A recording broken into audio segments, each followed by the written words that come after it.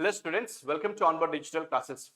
So आजको यो भिडियोमा चाहिँ हामीले part 2 of the most important current affairs from the state of Sikkim discuss गर्नेछौँ. Okay, and this video would be beneficial for all those aspirants जसको exam मा चाहिँ current affairs आउँछ.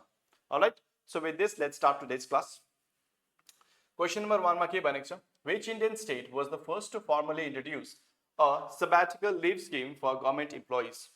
First of all, let's understand what exactly sabbatical is. Sabbatical भनेको के हैन त्यो extra leave हो. Okay, extra leave. छुट्टी. Okay, government employees लाई extra छुट्टी दिनुको लागि. All right. अब यो कसले गरेको हो? First of all, सिक्किमले गरेको हो. यो मात्रै जान्नु इम्पोर्टेन्ट हैन. Okay, यो जान्नु यो त सबैलाई थाहै छ. करेक्ट. तर यसबाट इम्पोर्टेन्ट डिटेल्स के आउन सक्छ त एक्जाममा भनेर चाहिँ हामीले फर्दर इलाबोरेट गर्ने सक्छौं. ओके, यो गभर्नमेन्ट एम्प्लोइज को लागि हो, यो त हामीले थाहा पायौं. तर गभर्नमेन्ट एम्प्लोइज पनि दुई प्रकारको हुन्छ हैन. एउटा हुन्छ पर्मानेन्ट, एउटा हुन्छ temporary.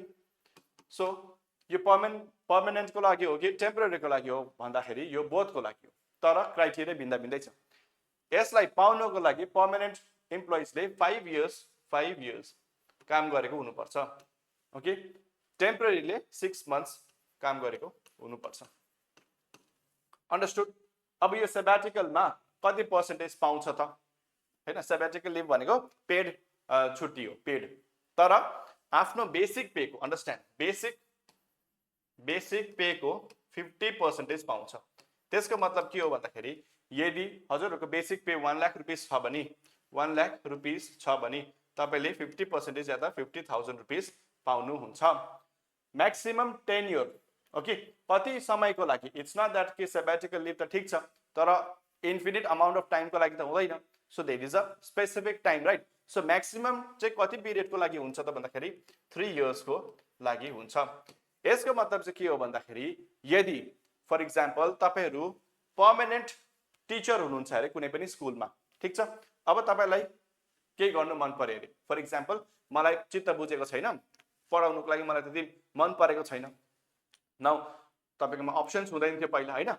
As per this scheme तपाईकोमा के अप्सन छ त भन्दाखेरि तपाईले तपाईको जुन चाहिँ टिचिङ छ त्यसलाई छोड्न सक्नुहुन्छ for maximum period of 3 years. ठीक छ? त्यस मध्येमा त्यो 3 वर्ष भित्रमा तपाईको स्यालेरी जति हुँदै थियो त्यसको आधी पाउनुहुन्छ.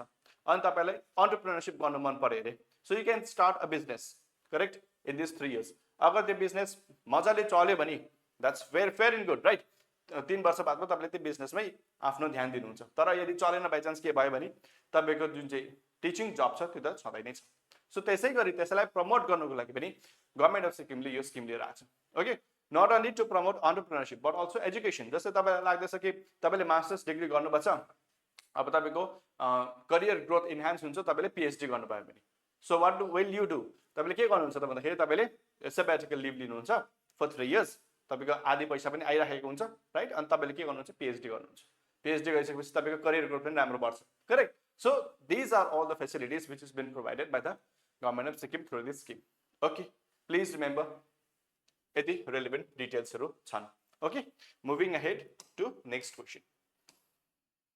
Which scheme was launched by the government employees department of Sikkim? Okay, यो नोडल एजेन्सी पनि please remember होला, यो याद गर्नु होला है. कुन चाहिँ डिपार्टमेन्टबाट गरेको? Government employees department of Sikkim in 2025. Okay, to decentralise के को लागि हो? डिसेन्ट्रलाइज गर्नु administration and bring services closer to people in remote areas. हामीलाई थाहा छ नि सिक्किम त फुल्ली इन्डस्ट्रियलाइज स्टेट त हैन. रिमोट एरियाजमा मान्छेहरुको घरहरु छन्. अब उनीहरुलाई सुविस्ता दिनुको लागि, राइट, फर एक्जाम्पल एउटा पुरा दूर भिलेजमा कोही मान्छेहरु छ अरे, उनीहरु आउनु पर्यो के अफिसियल कामको लागि ग्यान्टोक, करेक्ट? सो उनीहरुलाई सुविस्ता दिनुको लागि यो पर्टिकुलर स्किम लन्च गरेको छ.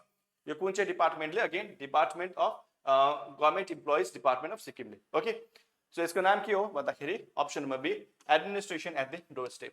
सिमिलरली वेस्ट बेंगलमा पनि सिमिलर खालको स्किम छ, त्यसको नाम हो Duare Sarkar. Not very relevant for you guys, तर त्यस्तै खालको सिमिलर स्किम छ. अन्डरस्टुड? यसलाई सुविस्ता दिनुको लागि कसलाई? आफ्नो मान्छेहरुलाई. ओके, आफ्नो क्षेत्रको मान्छेहरुलाई. Next, what is the subsidy percentage of non-BPL applicants under the Sikkim Skill Youth Startup Scheme? Okay, एकदम क्वेशन चाहिँ ध्यानले पढ्नुपर्छ. नन बीपीएल भनेको छ, कतिजना स्टुडेन्ट्सले नन त एलिमिनेट गर्छन्, बीपीएल मात्रै हेर्दैछन् हैन. बीपीएल को लागि कति हो? 50%. ओके यसको नोडल मिनिस्टर को जस्तै अघिको को थियो अघिको nodal minister department of Sikkim government employees department of Sikkim थियो हैन अब सिमिलरली यसको को हो त भन्दाखेरि department of commerce and industries को अरे department of commerce and industries यसको nodal agency okay now non BPL को लागि कति हो भन्दाखेरि 35% बीपीएल को लागि 50% बीपीएल को लागि 50% ओके अब यसमा चाहिँ आफ्नो इन्भेस्टमेन्ट लाग्छ कि लाग्दैन त यो त गभर्नमेन्टले सब्सिडी दिन्छ भिन्दै कुरा हो राइट तर आफ्नो इन्भेस्टमेन्ट पनि लाग्छ 5 to 15%. 5 to 15% यदि आफ्नो इन्भेस्टमेन्ट छ भने तपाईले यो गभर्नमेन्टबाट सब्सिडी पाउन सक्नुहुन्छ अब कुन कुन सेक्टर्सको लागि हो भन्दाखेरि सबै सेक्टर्स जस्तै फर एक्जाम्पल टुरिज्म एग्रिकल्चर हैन इन्डस्ट्रिज जति पनि छ यो सबै सेक्टरको लागि तपाईले यदि स्टार्टअप गर्न चाहनुहुन्छ भने एन्टरप्रेन्योरशिप गर्न चाहनुहुन्छ भने गभर्नमेन्ट अफ सिक्किमले तपाईलाई सब्सिडी दिन्छ अन्डरस्टुड नन बीपीएल को लागि कति पर्सेन्टेज दिन्छ अरे नन बीपीएल को लागि 35%, बीपीएल को लागि 50%. Understood? Next question. Which of the following was primary focus of the Sikkim 2025-26 budget? Okay, यो budget सँग related question हो. Focus के मा थियो भनेर सोध्दैछ. Okay. Options देख्छ fiscal discipline. Yes, fiscal discipline maintain गर्नु त सबैको के हो एउटा important criteria. First of all, यो पालि सिक्किमको fiscal deficit सिक्किमको कति छ 5.8%.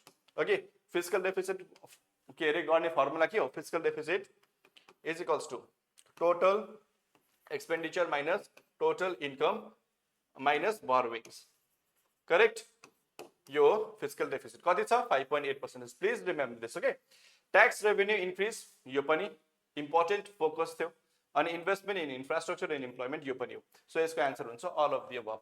Understood? यसको additional information चाहिँ के हो सिक्किमको फिस्कल डेफिसिट को टार्गेट कति छ टार्गेट हो यो ओके फिस्कल डेफिसिट को टार्गेट कति हो 5.8%. Understood 5.8 right yes next engage 2025 is the campaign launched for engage जुन चाहिँ क्याम्पेन छ त्यो के को लागि लन्च गरेको छ भनेर सोध्दैछ promoting tourism in Sikkim okay encouraging digital education in school alright promoting waste management awareness. Yes, waste management awareness को लागि engage 2025 launch गरेको छ.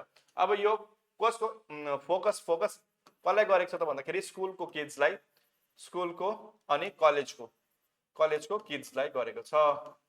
Okay understood. Next where was the reuse recycle center inaugurated in Gangtok? Gangtok मा कुन चाहिँ ठाउँमा इनोग्रेट गरेको थियो reduce reuse recycle center कुन चाहिँ ठाउँमा टिबेट रोडमा. Okay option number A. Next which two international music groups headlined the Orchid music festival 2025 in Sikkim? If I am not mistaken यसको जुन चाहिँ यो प्रोग्राम हुन गइरहेको छ त्यो कहिले हुन्छ 13th of December मा राइट 13th of December मा. किन in order to commemorate 50 years जुन चाहिँ सिक्किम भारतमा आको छ हैन त्यसलाई कमेमोरेट गर्नु त्यसलाई सेलिब्रेट गर्नको लागि चाहिँ यो प्रोग्राम हुँदैछ 13th of December मा. ओके कुन चाहिँ प्रोग्राम हो music groups headline orchid music festival. Understood.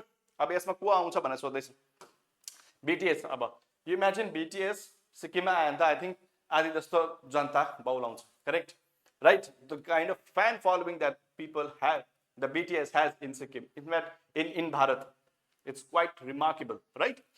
So anyway, BTS र कोल्डप्ले त होइन. Blue and Everglow is the correct answer. Okay, Blue and Everglow. Blue Everglow भनेको के हो पप सिंगर्सहरु हो तर यो कहाँबाट हो भन्दाखेरि नर्थ साउथ कोरियाबाट यो Everglow all girls को एउटा ग्रुप छ हैन साउथ कोरियाको. नाउ ब्लू चाहिँ को हो त भन्दाखेरि यो 2000s मा पुरा बेसी फेमस थियो 2000s मा. ओके जो मान्छे पप म्युजिक सुन्नुहुन्छ उहाँहरुलाई त थाहा पनि छ होला. यो चाहिँ कुन चाहिँ कन्ट्री बेस्ड हो United kingdom. Okay United kingdom based हो. So basically these people are going to feature in 2025 Orchid Music Festival सिक्किममा हुन गइरहेको छ. Understood?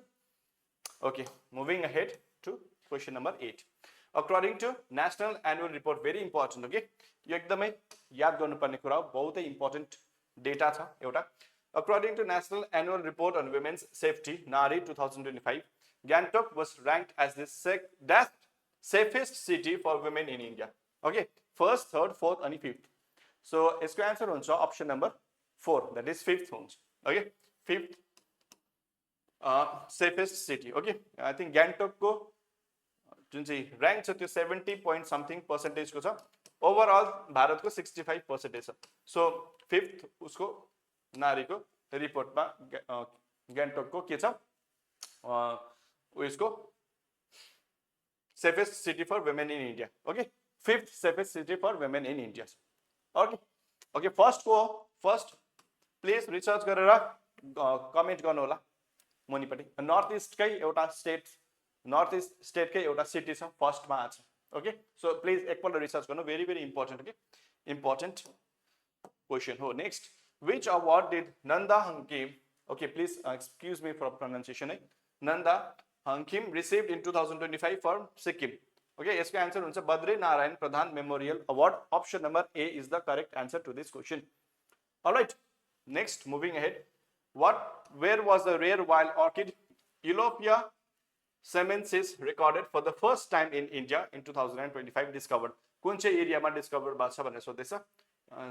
जो चाहिँ वाइल्ड अर्किड, यसको नाम के हो? Eulopia semensis. Okay, Gangtok, Sirise, Mangan and Pelling. So यसको answer हुन्छ correct answer Sirise. Option number B. Okay, so with this we have come to the end of this session. अब यो क्वेशन्सहरु निकाल्नु, क्वेशन्सहरु research गर्नु, it takes a huge amount of time and effort. Okay, so यदि यो effort हजुरहरुलाई राम्रो लाग्छ, हजुरहरुलाई beneficial हुँदैछ भने हाम्रो सिरिजले, then the only thing that we expect from you guys is one like, share and comment. Okay, thank you all very much. I'll meet you in the next class. अनि कुन चाहिँ topic तपाईलाई next बनाउनु छ, in fact हामीले कुन चाहिँ बनाउनु भन्नुहुन्छ, please let us know. We'll try to make that video. Okay, so with this, thank you all very much for attending this class. I'll meet you in the next class. Thank you.